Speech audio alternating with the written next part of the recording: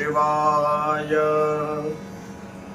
स्वस्ति श्री गणेशाय नमः। श्री सरस्वत्यै नमः। श्री गुरुभ्यो नमः। शंभो महेश करुणा मयशूलपाणि गौरीपते पशुपते पशुपाशनाशम् काशीपते करुणया जगदेकदेक स्त्वं हंसि पासि विदधासि महेश्वरूषि। त्वत्तो जगद्भवदिदे भव स्मरारे। त्वय्येव तिष्ठति जगन् मृडविश्वनाथ। त्वय्येव गच्छति लयम् जगदेतदीश। लिंगात्मकं हरचराचर विश्वरूपिम्। श्री सोमनाथ महादेव की जय। सद्गुरु भगवान की जय। ओम नमः पार्वती पतये। हर हर महादेव हर। सौराष्ट्रे सोमनाथं च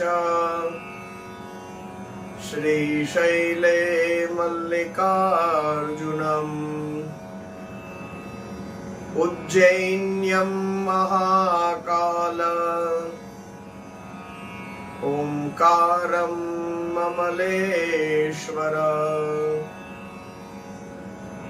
परल्यं वैद्यनाथं च डाकिन्यां भीमशंकरम्। सेतुबन्धे तु रामेशम् नागेशं दारुकावने।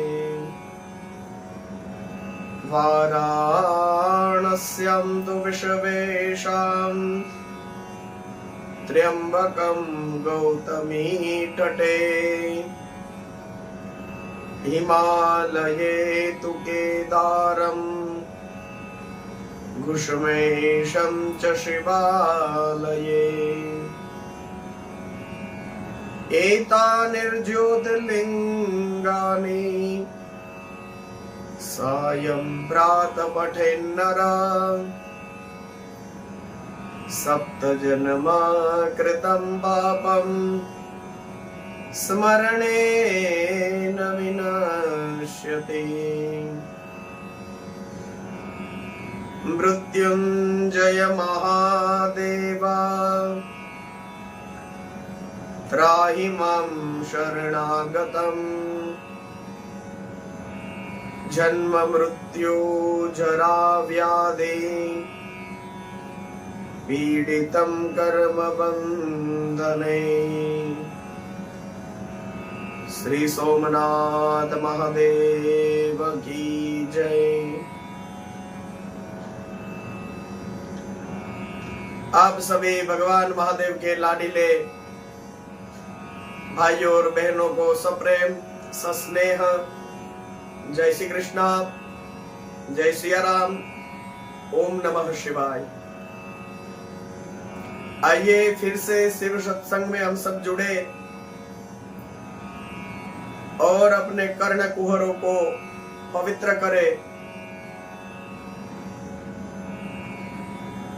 इस वायु संहिता में भगवान वायुदेव ने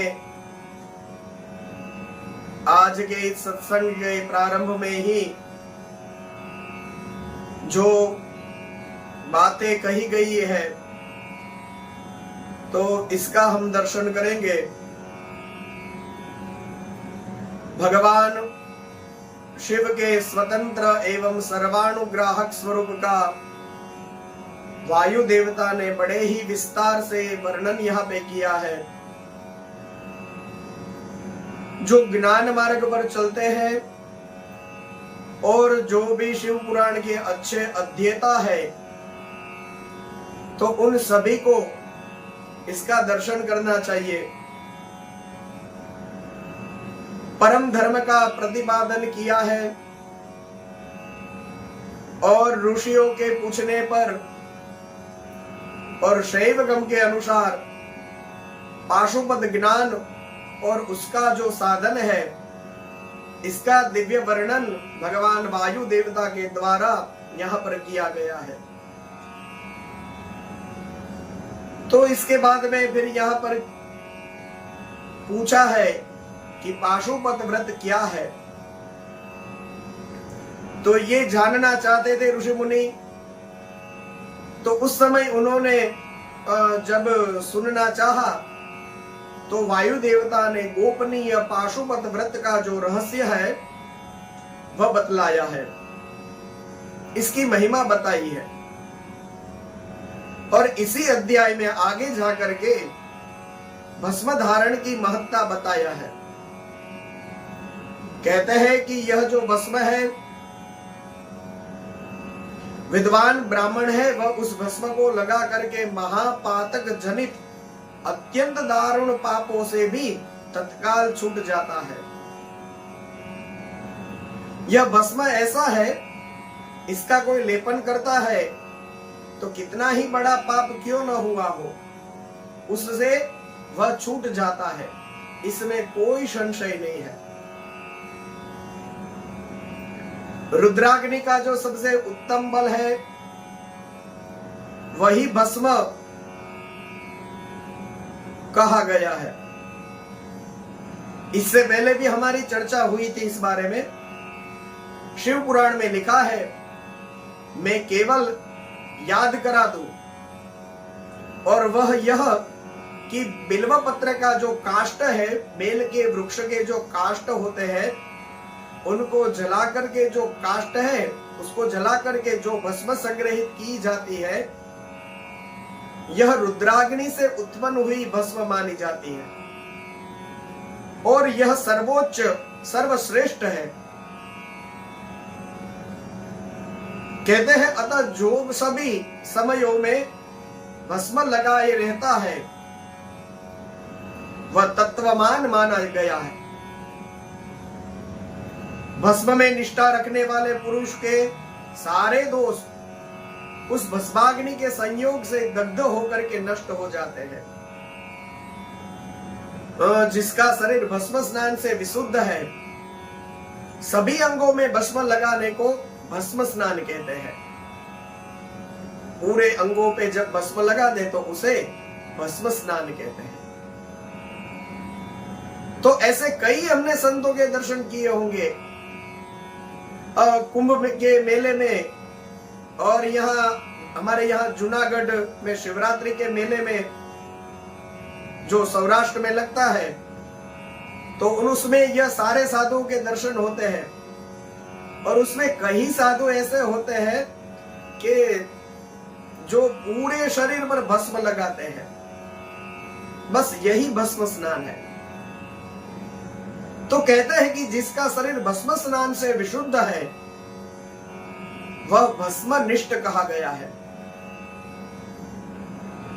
जिसके सारे अंगों में भस्म लगा हुआ है जो भस्म से प्रकाशमान है, जिसने भस्म में त्रिपुंड लगा रखा है और जो भस्म से स्नान करता है वह भस्म निष्ठ माना जाता है। भूत प्रेत पिशाच तथा अत्यंत दुस्सह रोग भी भस्म निष्ठ के निकट से दूर भाग जाते हैं, इसमें जरा भी संशय नहीं है। जो भस्मनिष्ठ है उससे ये सारे भूत प्रेत रोग आदि सब वह तो दूर भागेंगे ही भागेंगे, क्योंकि भूत प्रेतों को लगता है कि ये हमारे जैसा है।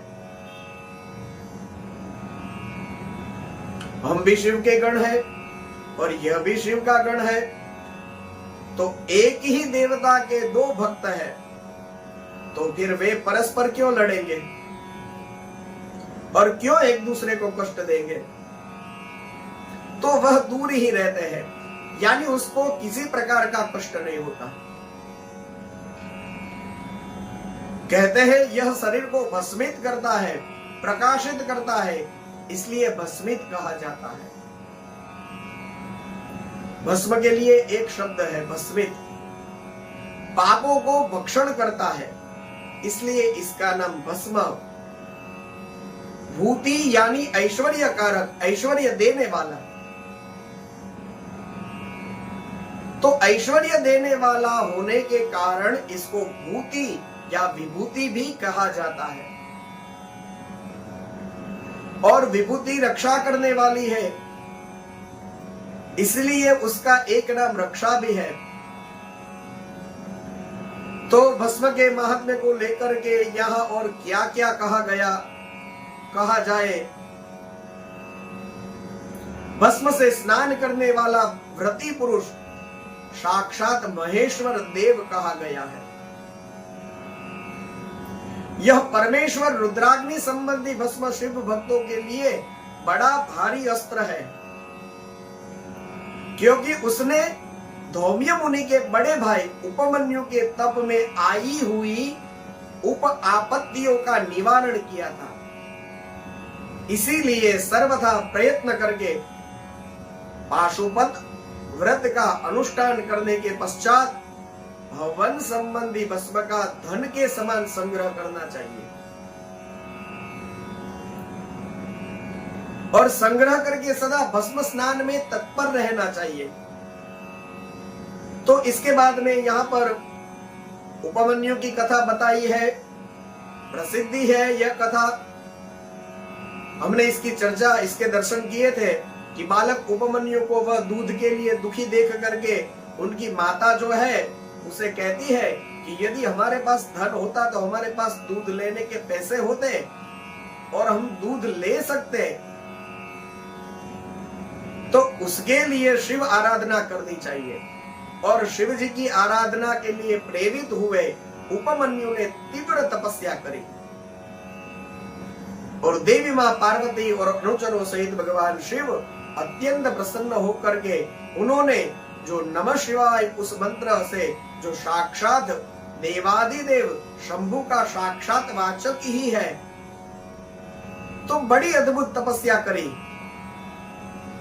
और वहां पर एक बार परीक्षा लेने के लिए भगवान शंकर जो है वह इंद्र का रूप धारण करके आते हैं और उपमन्यु के भक्ति भाव की परीक्षा लेते हैं।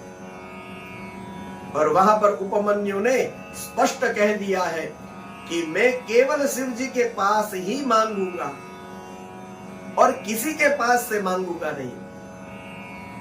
तो फिर महादेव अत्यंत प्रसन्न हो गए हैं और वही जो इंद्र रूप से भगवान महादेव आए थे ऐरावत के ऊपर बैठ करके, उसी रूप में जो प्रकट हुए थे, तो उसी इंद्र रूप में से भगवान शिव प्रकट हुए हैं और बहुत से वरदान दिए हैं।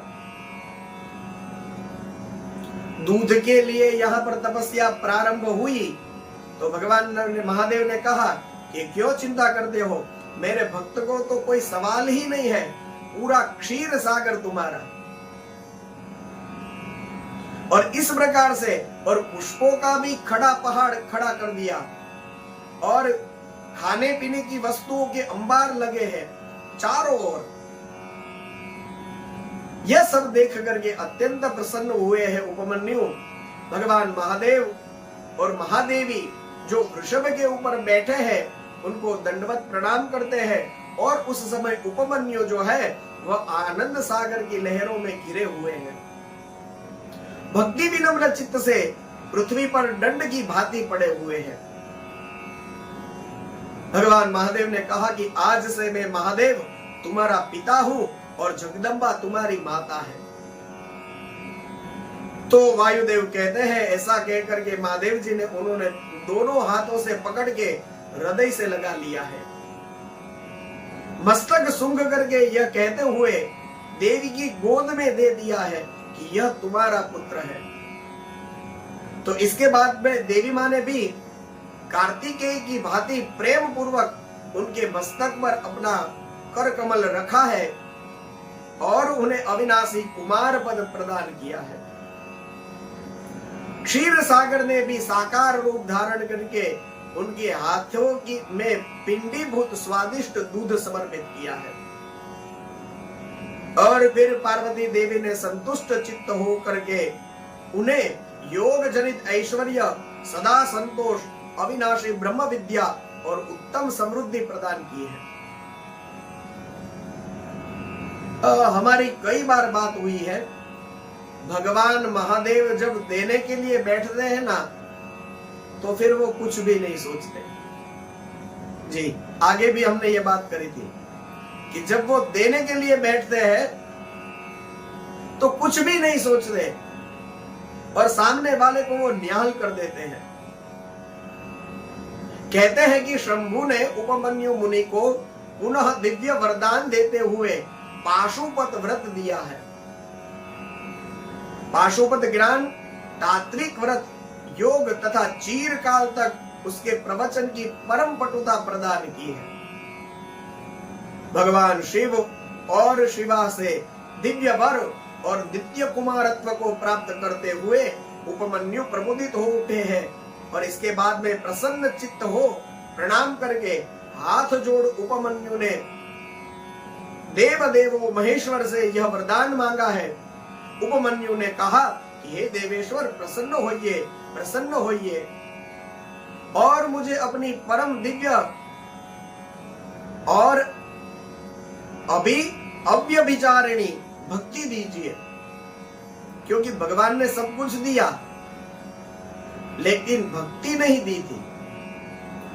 तो उपमन्यु ने स्वयं मांगा है और कहा कि मेरे जो अपने सगे संबंधी है उनमें मेरी सदा श्रद्धा बनी रहे, यह भी वरदान दीजिए, और साथ ही अपना दासत्व, उत्कृष्ट स्नेह और द्वितीय सामीप्य, यानी मैं हमेशा आपके साथ रहूं, यह भी आप मुझे दीजिए। और फिर महादेव जी का श्रवण करने लगे हैं। वायु देवता ने कहा कि ऐसा कहने पर सबको वर देने वाले प्रसन्नात्मा महादेव ने मुनिवर उपमन्यु को इस प्रकार उत्तर दिया है।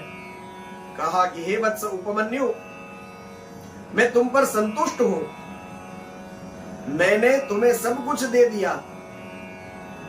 हे ब्रह्मर्षि, तुम मेरे सदृढ़ भक्त हो, क्योंकि इस विषय में मैंने तुम्हारी परीक्षा भी ले ली है। तुम अजर अमर, दुख रहित, यशस्वी, तेजस्वी तथा दिव्य ज्ञान से संपन्न हो।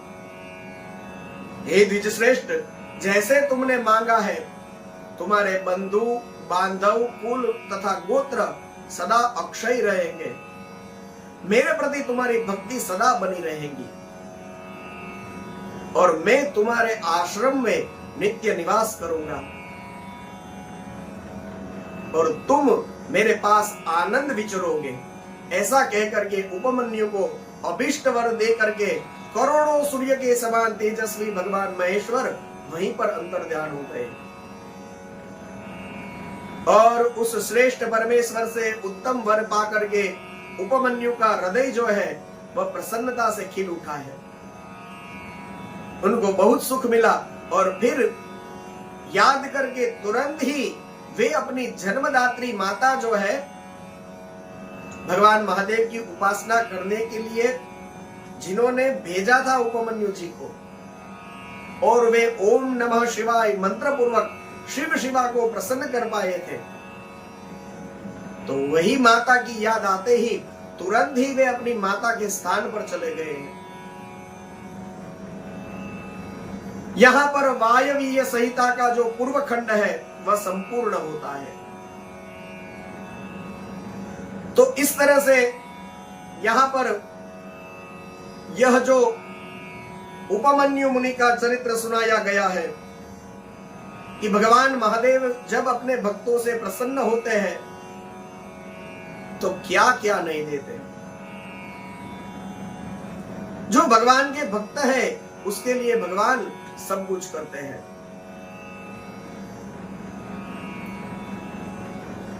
तो इतने दिनों से हम जिस तरह से इस पुराण को सुन रहे हैं और जहां जहां हमने सुना है,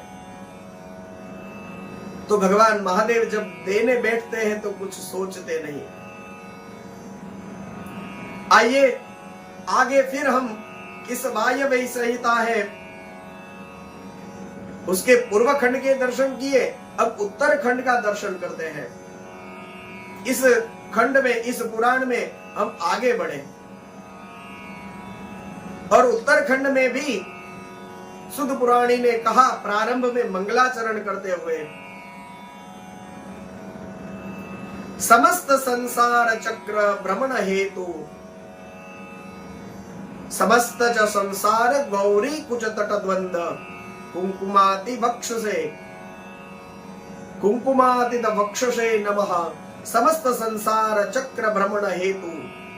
सुत जी कहते हैं जो समस्त संसार चक्र के परिभ्रमण के कारण रूप है तथा गौरी के युगल उरोजों में लगे हुए केसर से जिनका वक्षस्थल अंकित है, उन भगवान मां वल्लभ शिव को नमस्कार है। उपमन्यु जी को भगवान शंकर के कृपा प्रसाद प्राप्त होने का प्रसंग हम सब ने सुना, और इसके बाद में फिर मध्याह्न काल हुआ था, तो नित्य नियम के उद्देश्य से वायु देवता जो सभी ऋषि मुनियों को कथा सुना रहे थे, वे कथा बंद करके उठे हैं थोड़ी देर के लिए, और फिर ऋषि भी सब लोग इस तरह से अपना जो नित्य कर्म था उसको पूरा करने के लिए जाते हैं। इसके बाद में फिर वायु देवता आकर के अपने आसन पर सुविराजित हो गए हैं। यह देख करके ऋषि मुनि सब वहां पर आ गए,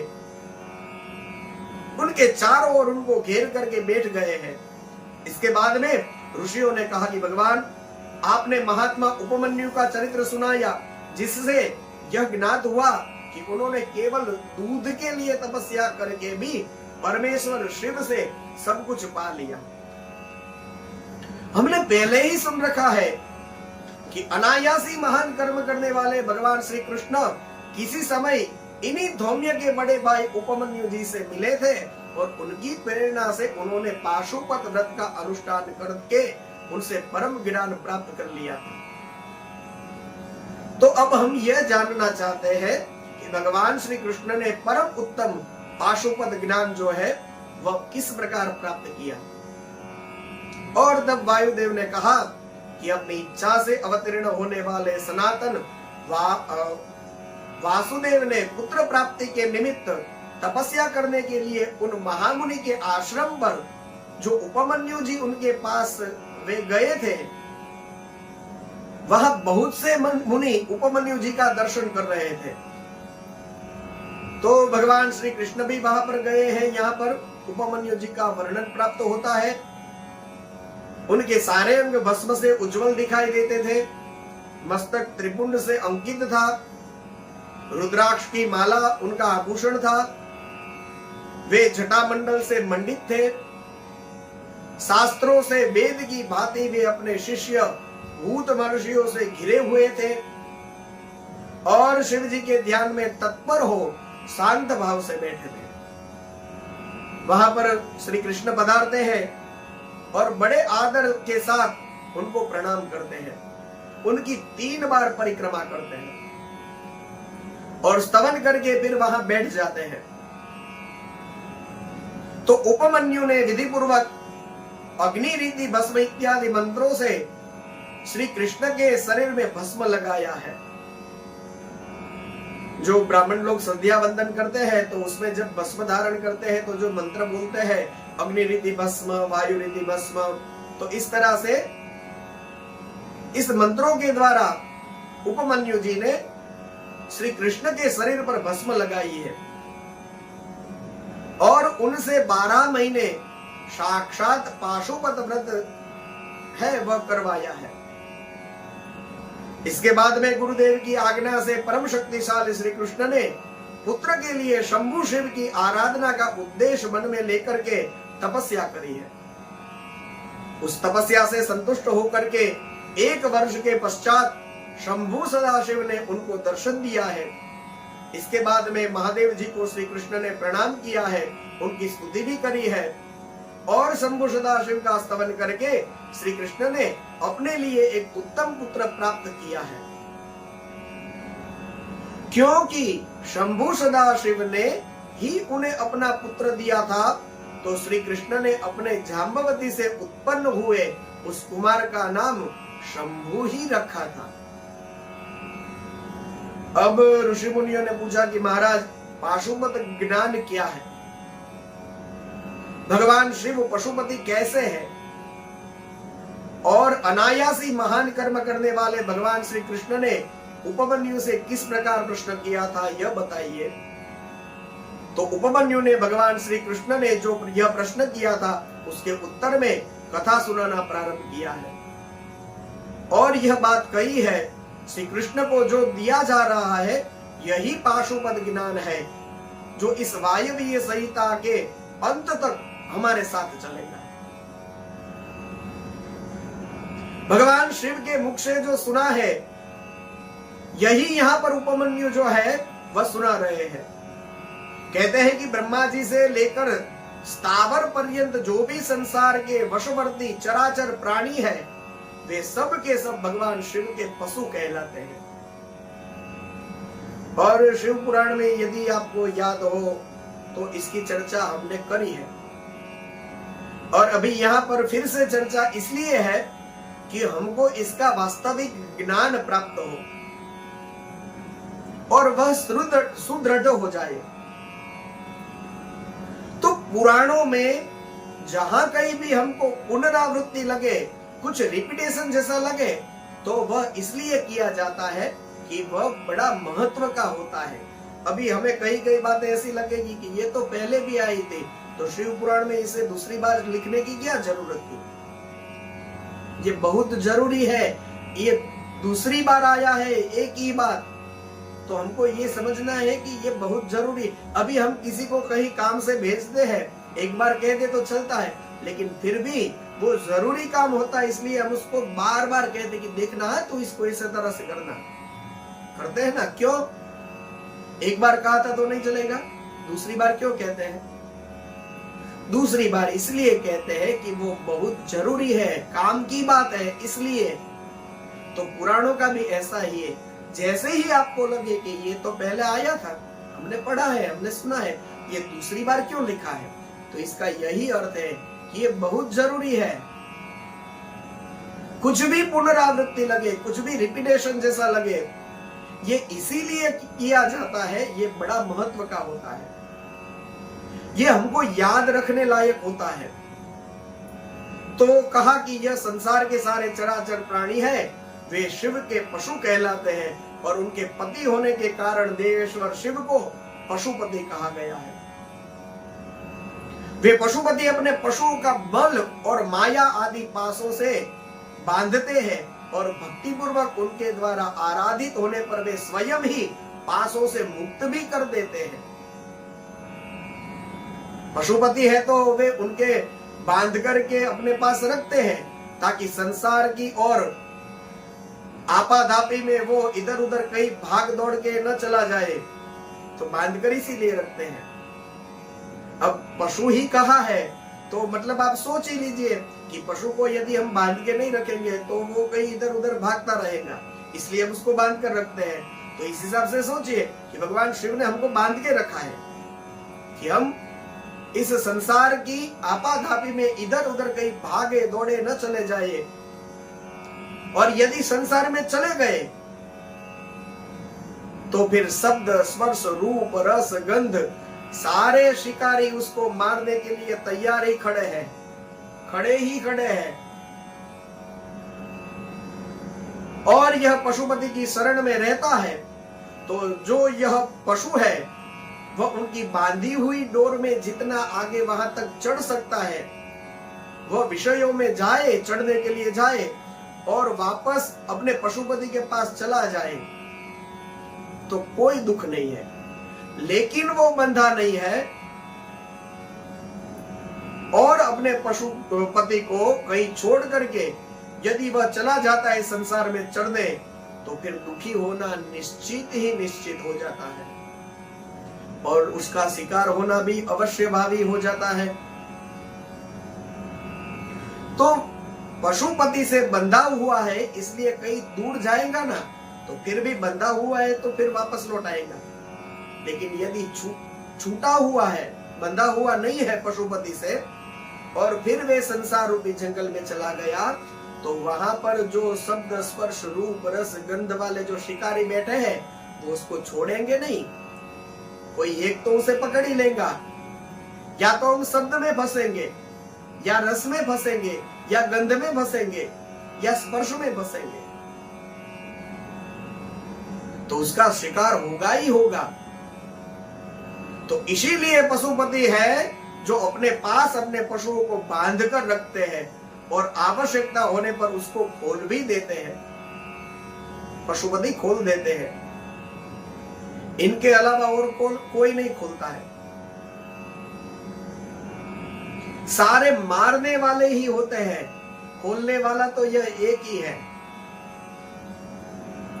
तो वे स्वयं ही उन्होंने पासों से मुक्त भी करते हैं, और वह जो मल माया आदि पाश है, यहां पर लिखा है कि जो 24 तत्व है वे ही विषय कहलाते हैं, और जीवों के बांधने वाले पाश भी वही है। यह 24 तत्व है,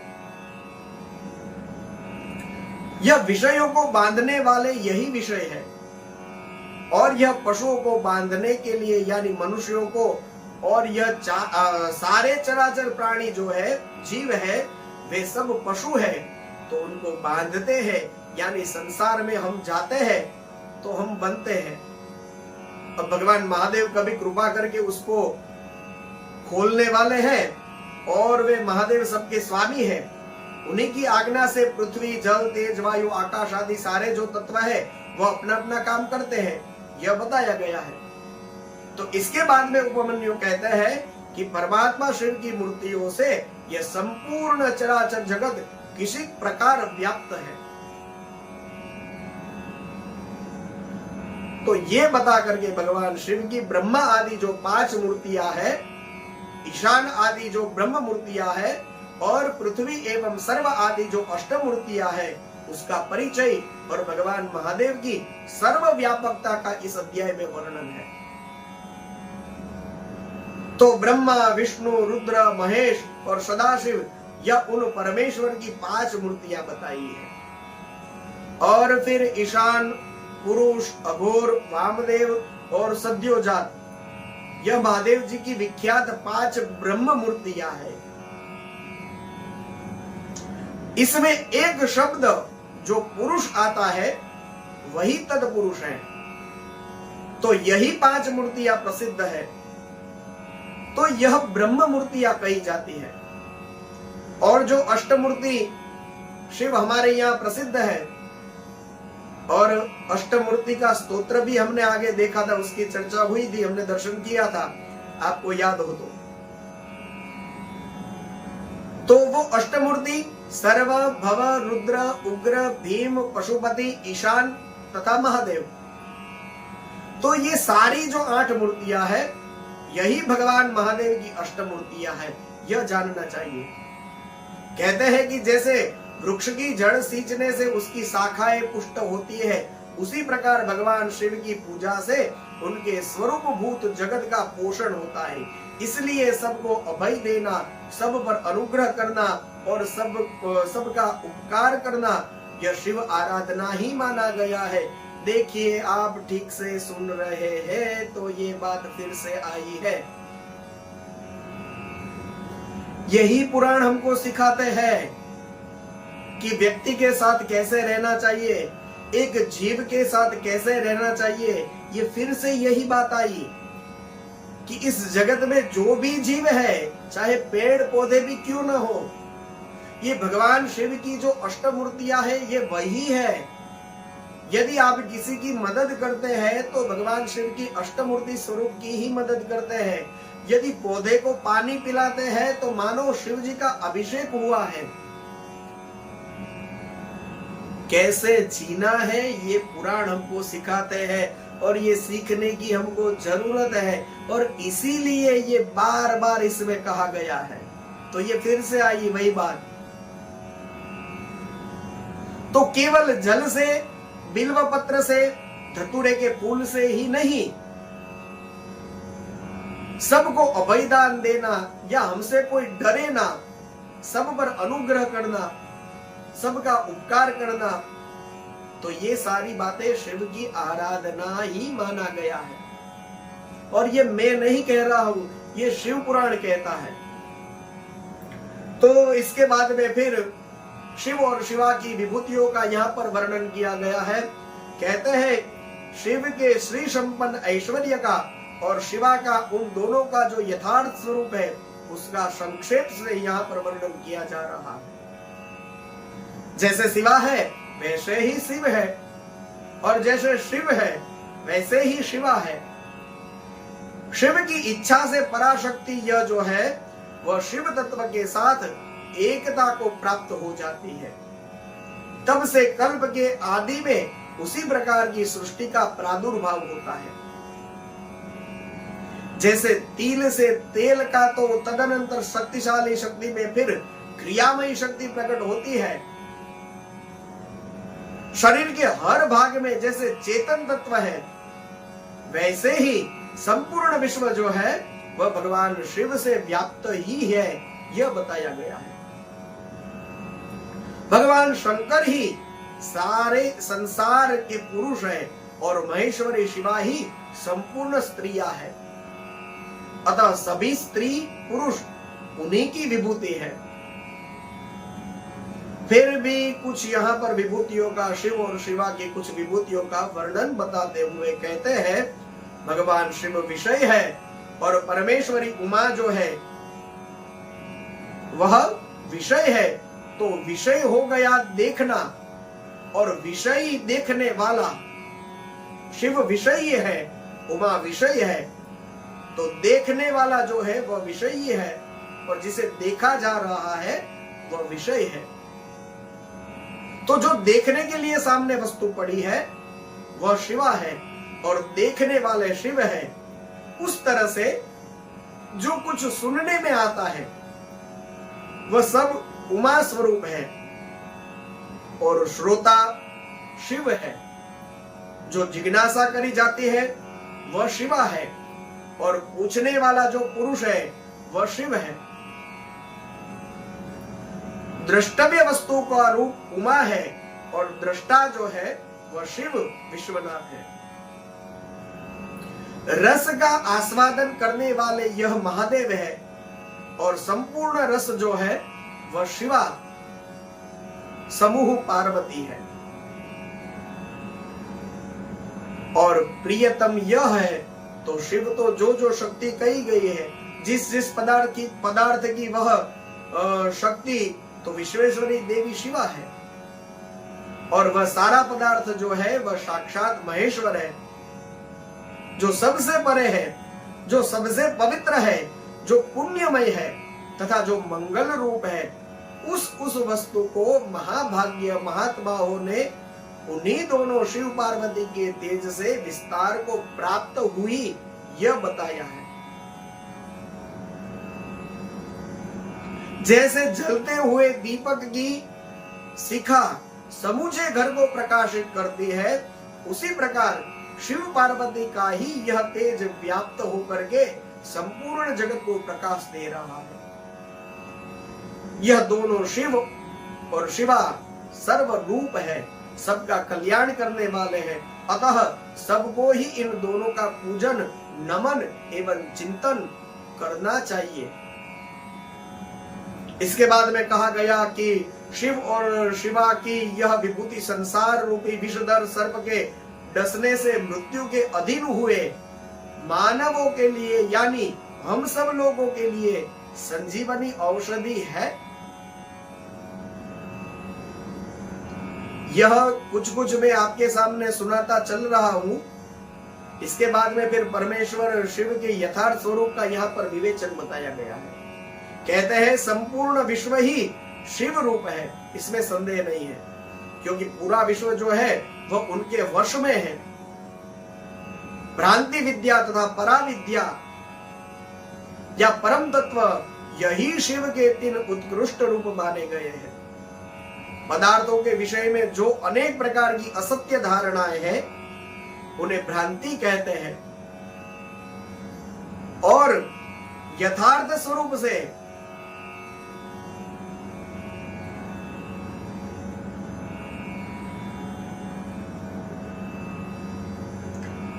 यथार्थ धारण या ज्ञान का नाम विद्या तथा जो विकल्प रहित परम ज्ञान है वही परम तत्व है या पराविद्या है। इस तरह शिव जी के स्वरूप का भी हमारे सामने कुछ वर्णन यहाँ पर किया गया। तो कहते हैं कि कोई तुरीय मानते हैं, कोई सौम्य रूप मानते हैं, कितने ही विद्वान यह कहते हैं कि वे माता मानमेय और मिति रूप है। तो जो नापने वाले हैं, मान हो गया जो नापने की क्रिया है, तो जिसको नापना है और स्वयं तो इस प्रकार से जो भी जैसे क्रिया कर्ता कार्य करण और कारण रूप इस तरह से भगवान शिव जी को कहा गया है। तो इस प्रकार से भगवान को जो भी विद्वान लोग हैं यह कई रूपों से मानते हैं। तो किसी के लिए अदृश्य है तो कोई यह कहता है कि वे अदृश्य है, किसी के लिए वे वर्णनीय है, तो किसी के लिए वे अनविचारणीय है, किसी के मत में वो शब्द रूप है, और कोई कहता है कि शब्दातीत है। कोई उन्हें चिंतन का विषय मानते हैं, कोई कहते हैं कि नहीं वे तो अचिंत्य है। तो इस प्रकार से किन्हीं का मत ज्ञेय रूप में है और किन्हीं का मत अज्ञेय रूप में है, यानी कोई उन्हें नहीं जान सकता। कोई कहता है वे पर है कोई अलग, कोई ये कहता है, कोई ये कहता है। नाना प्रकार की कल्पनाएं होती है, और ये सारे जो ऋषि मुनि थे उन सब की यह कल्पनाएं हैं, वो अपने अपने अनुभव के आधार पर है। तो यह तो स्वयं शिव जी ने भी कई बार कहा है अपने अनुभव के कारण कि सबकी अपनी अपनी जो प्रतीतियां है, मुनिजन उन परमेश्वर के यथार्थ रूप का वर्णन करते हैं, लेकिन निश्चय नहीं कर पाते हैं। यही है क्योंकि किसी एक ऋषि का कोई अनुभव है और दूसरे का अपना दूसरा अनुभव होता है और तीसरे का कोई अलग अनुभव होता है, तो सब अपने अपने अनुभव बताते हैं। तो ये सब सुन करके समझ करके चुप रहते हैं कि मेरा तो अनुभव यह है। तो फिर अंत में यह स्वीकार किया गया कि अनुभव के हिसाब से आपका भी अनुभव सही और मेरा भी अनुभव सही, दूसरे का भी अनुभव सही, निर्णय नहीं कर पाते। इसलिए सवाल होता है कि भाई शिव जी क्या है, उनका स्वरूप क्या है। तो शिव पुराण के अनुसार वे शुद्ध है, बुद्ध है, मुक्त है। शुद्ध माने परम शुद्ध, परम पवित्र है। बुद्ध है मतलब सारा ज्ञान सारे समय के लिए शिव जी में हमेशा ही उपस्थित होता है। वे मुक्त है, जन्म लेने के लिए भी मुक्त है और नहीं जन्म लेने के लिए भी मुक्त है। वे कहीं आने जाने के लिए भी मुक्त है। वे किसी भी क्रिया में नहीं बंधते हैं, उनके लिए कोई नियम नहीं है। महेश्वर है, वे सबके स्वामी है, इस वजह से वे नियमों में नहीं बंधते हैं। उनके बनाए हुए नियमों में हम लोगों को रहना होता है, तो वे स्वतंत्र है। शिव सर्वव्यापी है, उनके लिए कोई नियम नहीं है। उनके बनाए हुए नियमों में हम लोगों को रहना होता है। ये मुक्त है, सर्वमय है, कुछ भी है सामने हमारी दृष्टि जिस किसी को भी देख सकती है, जो कुछ भी अनुभव कर सकती है, सब शिव रूप है। फिर वे सर्वव्यापक है। इस वजह से हम कहीं भी हो ब्रह्मांडों में, ये केवल पृथ्वी की किसी भाग की बात नहीं है। हम दुनिया में और इस ब्रह्मांड में और ब्रह्मांडों में हम कहीं भी हो, वहां पर शिव है, क्योंकि वे सर्वव्यापक है और हमारे जैसे नहीं है। शब्द, स्पर्श, रूप, रस, गंध आदि में, काम, क्रोध, लोभ आदि में फंसने वाले नहीं है। वे सर्वातीत है। और सबसे अच्छा यह कहा गया है कि फिर वे तो प्रणव रूप ही है। तो प्रणववाच्य शंभु के चिंतन और जब से जो सिद्धि प्राप्त होती है वह परासिद्धि है। यह कह करके शिव जी जो है वह प्रणव से ही जानने योग्य है, यह कहा गया है। और इस अध्याय के अंत में एक बहुत अच्छी बात लिखी है। प्रणव जो है वो उन परमात्मा शिव का वाचक यह पता करके प्रणव वाच्य ही है, शंभु ये बताया। और अंत में कहते हैं कि जिनसे श्रेष्ठ दूसरा कुछ भी नहीं है, जिनसे बढ़कर कोई ना तो अधिक सूक्ष्म है और ना महान ही है, तथा जो अकेले ही वृक्ष की भांति निश्चल भाव से प्रकाशमय आकाश में स्थित है, उन परम पुरुष परमेश्वर शिव से यह संपूर्ण जगत परिपूर्ण है। यह शिव जी है। तो इस तरह से यहाँ पर शिव जी के उस स्वरूप का हमने दर्शन किया है। आज के सत्संग को हम यही विराम देते हैं। कल फिर इस सत्संग में हम जुड़ेंगे। आइए कुछ क्षण भगवान शिव का स्मरण करें। ओम नमः शिवाय, ओम नमः शिवाय। हर हर भोले, नमः शिवाय। ओम नमः शिवाय, ओम नमः शिवाय। हर हर भोले, नमः शिवाय। गंगाधराय शिव गंगाधराय। हर हर भोले, नमः शिवाय। गंगाधराय शिव गंगाधराय। हर हर भोले, नमः शिवाय। ओम नमः शिवाय, ओम नमः शिवाय। हर हर भोले, नमः शिवाय। ओम नमः शिवाय, ओम नमः शिवाय। हर हर भोले, नमः शिवाय। श्री सोमनाथ महादेव की जय। सद्गुरु भगवान की जय। ओम नमः पार्वते पतये। हर हर महादेव। हर